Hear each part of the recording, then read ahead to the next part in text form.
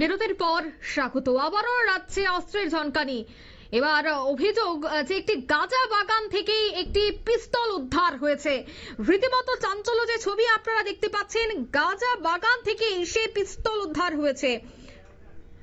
দুঃখিত, এয়ার গান উদ্ধার হয়েছে। জানা যায় সোনামুড়া থানাধীন ধনিরামপুরের এই ঘটনা।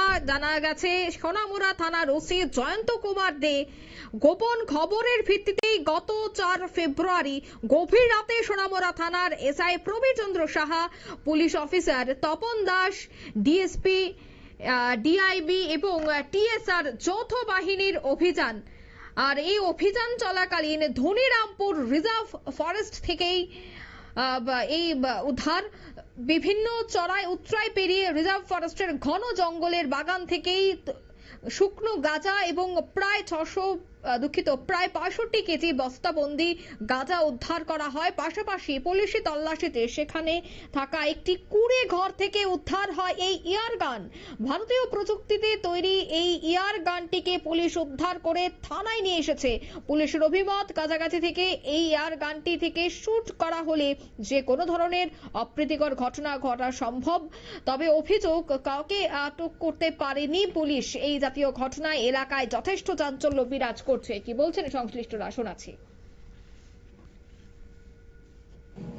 4 এবং 5 ভোর রাতে গোপন খবর আগে ছিল, সেই অনুযায়ী রাতের বেলা 4 তারিখ রাতের বেলা আমাদের ডিএসপি সাহেব, থানা অফিসার তপন দাস এবং এসআই প্রবীর চন্দ্র সাহা সঙ্গে টিএসআর নিয়ে শ্রীরামপুরের খুব গভীর জঙ্গলে রেড করে। অ্যাকচুয়ালি ইনফরমেশন ছিল ওখানে যে ড্রাই গাঞ্জা জাস্ট যে র গাঞ্জাগুলো কালেকশন করে ওখানে স্টোর করা হয়েছিল।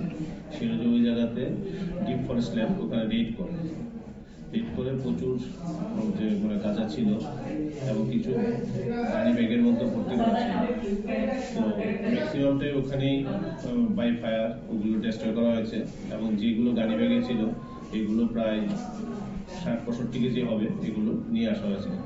যেখানে রেড করা হয়েছিল ছোট্ট একটা স্মল হাট ছিল, যেটার মধ্যে একটা এয়ার গানও পাওয়া গেছে, কিন্তু ওখানে অ্যাবান্ডন ব্রেক ছিল, ডিপ ফরেস্ট ল্যান্ড। তো ওখানে তো কাউকে পাওয়া যায়নি। তো একটা ইনকোয়ারি চলছে এবং যে গাড়ি ব্যাগে গাঁজাগুলো ছিল এবং যে এয়ার গানটা পাওয়া গেছে ওটা আমরা সিজ করেছি এবং আমরা সেটা ইনকোয়ারি চালিয়ে যাচ্ছি। আপনারা শুনলেন বক্তব্য। তবে এলাকা জুড়ে চাঞ্চল্য যে গাঁজা বাগান থেকে উদ্ধার হয়েছে এয়ার গান। তবে কারা রাখতো এয়ার গান এবং কিভাবেই এই এয়ার গান দিয়ে তারা কাজ করত, কি কারণে সেই এয়ার গানটি রাখা হয়েছিল, সেই বিষয়টা নিয়ে কিন্তু ইতিমধ্যেই তদন্ত চলছে। তবে অভিযোগ, এখনো পর্যন্ত কাউকে গ্রেফতার করা সক্ষম হয়নি। গাঁজা বিরোধী যে অভিযান, সেই অভিযান চলাকালীনই এই বন্দুক উদ্ধার হয়েছে। বন্দুক উদ্ধারে এলাকা জুড়ে চাঞ্চল্য।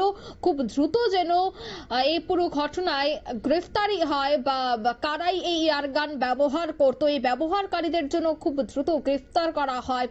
পুলিশ যেন এই বিষয়টা নিয়ে তৎপর হয়। এই বিষয়গুলিকে কেন্দ্র করে কিন্তু এবার এলাকাবাসীরা দাবি করতে শুরু করেছে। নিয়ে নিচে ছোট্ট একটি বিজ্ঞাপন বিরতি, সঙ্গে থাকুন।